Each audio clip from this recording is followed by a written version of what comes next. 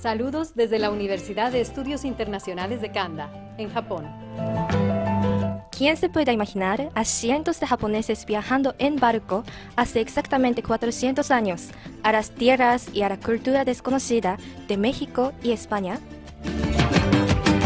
¿Por qué muchos españoles llevan el apellido Japón? ¿Qué impulsó a algunos jóvenes japoneses a dejar su tierra para iniciar su propia lucha como humildes trabajadores del campo en Sudamérica? ¿Creería usted que un sencillo estudiante japonés tendría la idea de viajar en estos tiempos desde México hasta Perú en autobús?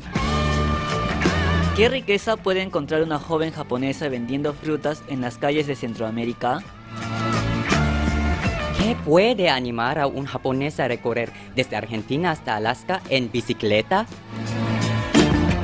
Les invitamos a ver un poco de la historia de estos viajeros japoneses, otras miradas en el horizonte.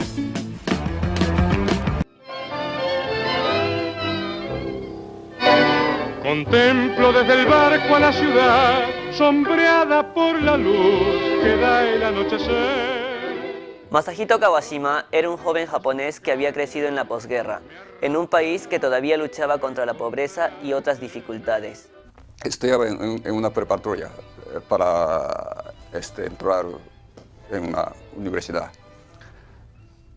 Pero mi casa era muy pobre. Tenía muchos problemas familiares y también era pobre.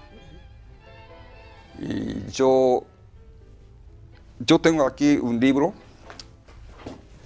que explica la situación que yo tenía. Entonces mi mamá tenía que trabajar, sostener cinco hijos conmigo, ¿no?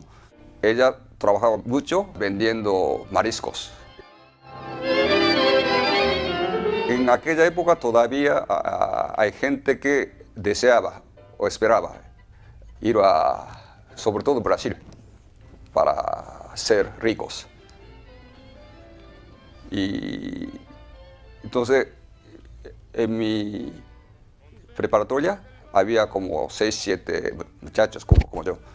Y, ¿qué? Vamos entonces a Brasil para así ser ricos, millonarios, ¿no es cierto? Entonces yo también entré en ese grupo. Y yo, mi carácter, cuando ya decide una cosa y ya voy, así, hasta el fin.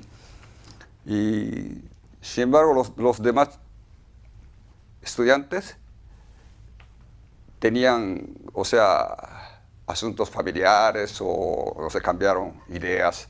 Y, en fin, yo solo. No Brasil, sino Argentina. Un día, aquel joven decidió explorar otras opciones para su futuro y su familia. Abordó el barco Argentine en el puerto de Yokohama y viajó durante meses para llegar a Sudamérica. Más de 48 años fui a Argentina.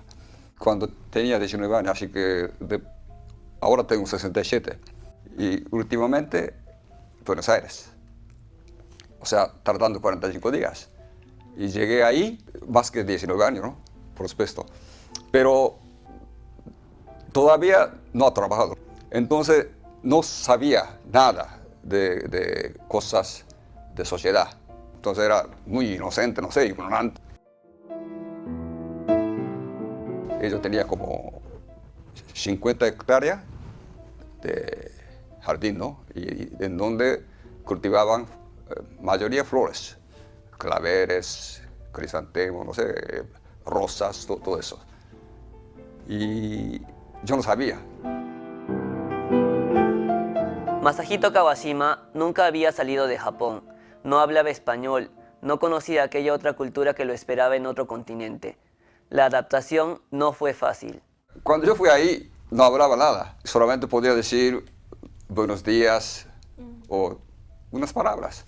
No podía hablar tan bien, pero cuando llegué a Argentina, los patrones eran de Okinawa. Entre hermanos hablaban y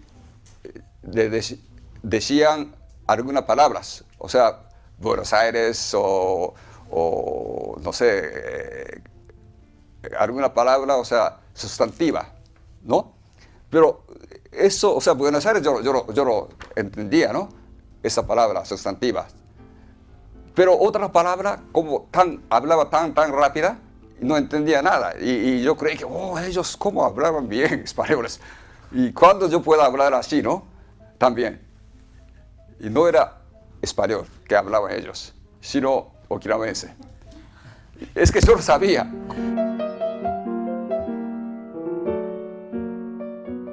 Su primer trabajo en Argentina no fue fácil. Cultivaba flores de sol a sol. Entonces llegué y era otro mundo. Ahí empecé mi vida. Para mí el viaje es como conocer a mí mismo. Tenía que trabajar duro. Así decíamos, de sol a sol. Yo vivía en Garbón. Es como choza, más o menos. O sea, es una casita, ¿no? Muy pequeña y muy rudo. Y, o sea, no tenía piso. Era tierra. Y solamente hay un cama, ¿no? Como un esclavo, más o menos. Y me trataban así.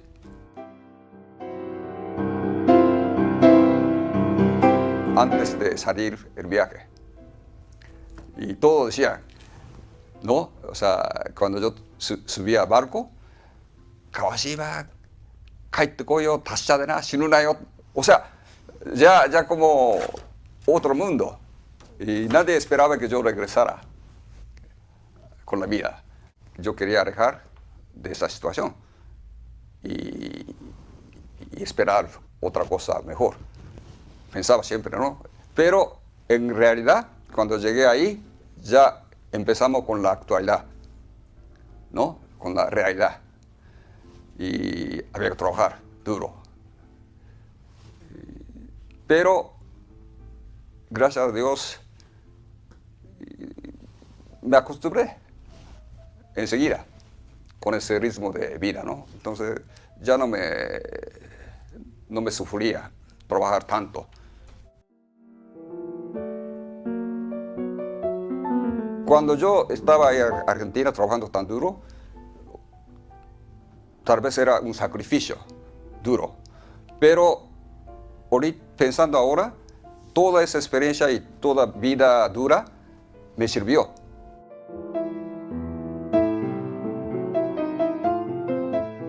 Masahito era joven, trabajaba intensamente y buscaba en su poco tiempo libre aprender sobre aquella sociedad y el nuevo idioma. No tenía tiempo, o sea, solamente una tarde de domingo tenía descanso, ¿no? Y entonces yo aprovechaba ese tiempo para ir al centro de pueblo, buscar ancianos y conversar con ellos, porque ellos son más pacientes y me acompañaban. El único aparato que tenía es de radio, porque no había televisión. Y entonces al dormir y ponían al lado de mi oreja y dejaba prendida. Y, aunque no entendía, pero esperaban que me pasaba algo, ¿no? Al ver a sus patrones de Okinawa, observó, aprendió y empezó a crear sus propios sueños como trabajador en el continente americano. Por suerte, después de 2 años y algo, fui a Mar del Plata. Y ahí, para buscar una oportunidad de independizar como floricultor. Y entonces ahí busqué una familia japonesa, trabajar como medianero. O sea, ellos me prestan invernáculos y yo trabajaba ahí. O sea, mano de obra, ¿no? 100%. Entonces, todos los beneficios que nacen de ahí, mitad y mitad. También después de trabajo, porque ya me hice como muy profesional en cuanto al cultivo de clavel. Y entonces, como a 3 y 4 de la tarde ya terminaba mi trabajo. Y después me limpiaba uñas, ¿no? Porque no podía dejar sucio ahí, porque es una cortesía, ¿no? Para la gente. Entonces, como no tenía vehículo, coche, Entonces iba a la ruta nacional, de ahí tomaba camión. En México dice camión, pero ahí dice ómnibus, ¿no? O bus. Entonces los coches de ellos paraban porque los japoneses que vivían en Argentina tenían muy buena fama, ser como honrado, trabajador sobre todo, y tal vez por eso, porque si fuera otra nacionalidad o argentino, mismo argentino, ellos tenían miedo de asaltar ¿no? Pero en mi caso siempre paraba y yo así podía ir al centro fácilmente. O sea, todos esos sacrificios que hice me sirvió para aprender idioma.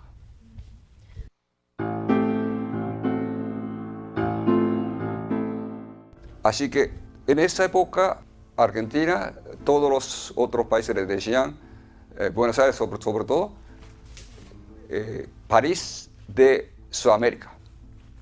O sea, gozaban, ¿no? Riqueza de todos.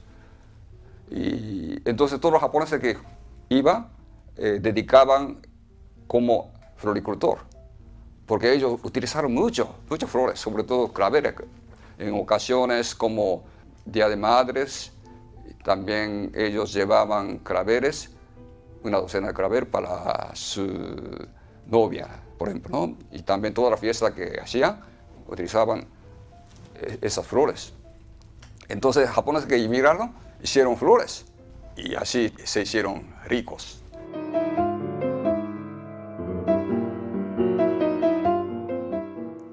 Tras 7 años en Argentina, Masahito Kawashima siguió viajando. Vivir de Sudamérica solamente Argentina, ¿no? En total 7 años. Pero pasé Brasil, Venezuela, Colombia, Paraguay, todos esos países.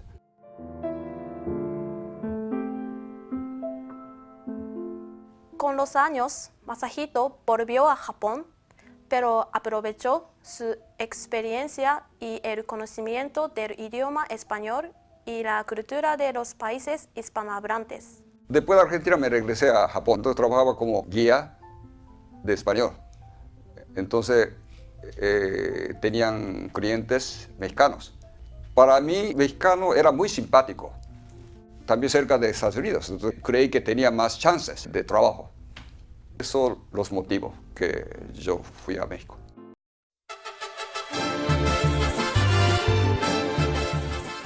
Como guía de turismo, conoció a algunos mexicanos y eso abría otros horizontes para él. En México también escribí aquí, ¿no? Trabajaba en México Campo.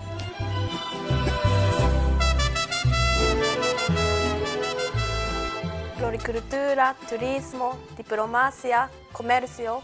Masahito tuvo que aprender a hacer un poco de todo. En Guadalajara hacía de vendedor de tacos. O sea, hice cualquier cosa para vivir, ¿no es cierto? O para mantener mi familia, principalmente. Esa es mi obligación. O sea, por eso dejando mi familia ahí, en Guadalajara. Yo también tenía mi casa ahí en Guadalajara. El dinero que ahorré, trabajando como guía de turismo. Sí. Y compré una casa ahí en Guadalajara. Entonces mi familia, o sea, yo tuve 2 hijos, hija y hijo, ¿no? Ellos estaban muy contentos de vivir en Guadalajara y ellos iban a American School. No era tuición, era bastante cara. Por eso yo tuve que trabajar como guía, ¿no es cierto?, para pagar, ¿no?, de los estudios. Y, o sea, después de tacos trabajaban, porque tacos, el dueño japonés me pagaban solamente $1000. Después de ahí, como coordinador y guía de televisión. O sea, hay muchas compañías de hacer programas de televisión. Entonces venía a México buscando alguna cosa interesantes. Yo era muy bueno para ese tipo de programa. Entonces, y luego también trabajaban compañía japonesa. Nosotros decimos maquiladora. Todavía hay muchas maquiladoras.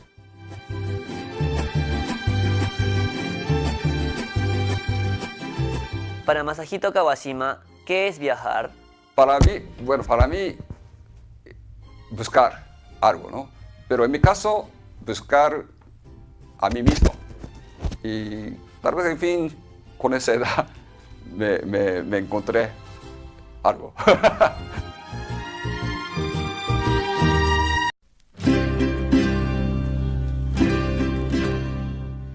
Gracias por acompañarnos a descubrir estas historias y aventuras de personas diferentes, viajeros japoneses, otras miradas en el horizonte. Para leer el texto completo de este trabajo, pueden visitar nuestro blog, Comunicanda. En la pantalla aparecen nuestros datos. Muchas gracias por su atención. Les saludamos desde Japón. Yusaku, Karyon, Shohei. Saki, Yoshio. Silvia. Hasta luego.